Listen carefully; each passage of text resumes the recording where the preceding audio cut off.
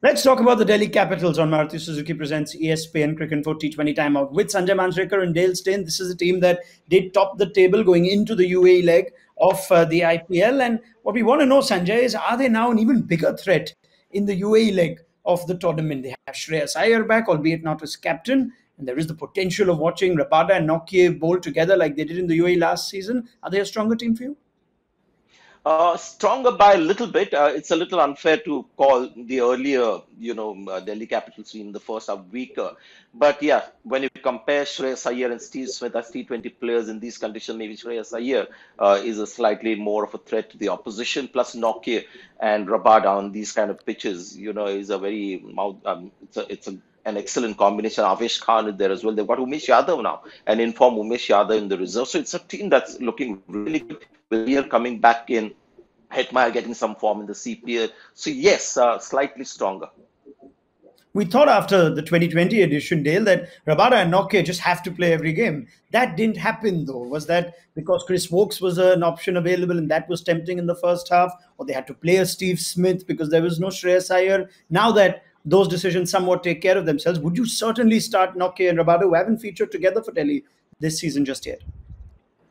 I would love to see the two of them go together. I think being back in the UAE and seeing how well they used Nokia and Rabada the last time that they were there, they were just fantastic.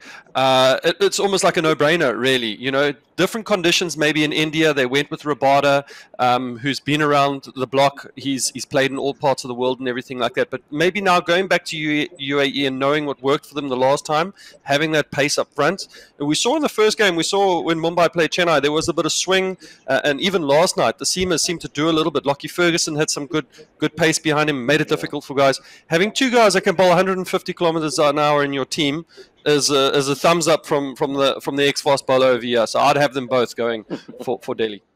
Does that in some way come at the cost of a Steve Smith now, who did have an impact for them in the first half of the season? Sanjay, do you see him having to wait his turn at least at the start of this UAE leg?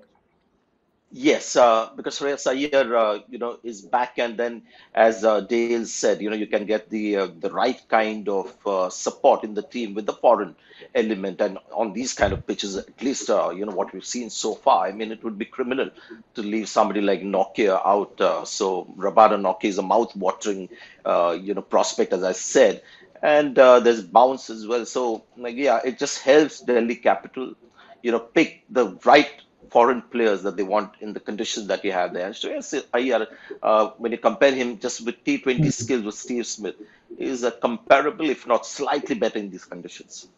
And these two are shoe-ins, you think, for the South African team for that T20 World Cup, Dale? Yeah, straight away. I mean, they're going to open the bowling. Maybe Lungi and Giri would open the bowling with KG, and Nokia can be first change. I've also seen them go with KG. But those two guys are going to be playing straight away. They're in my T20 World Cup team for the Proteas for sure. All right, let's see if we get to watch Nokia and Rabada, not just for South Africa and the UAE in a month or so from now, but for the Capitals before that. They certainly seem a formidable team. Dale Steyn, Sanjay Manjrekar, thank you very much. This was us looking ahead to the Capitals on Maruti Suzuki presents ESPNcricinfo T20 Timeout.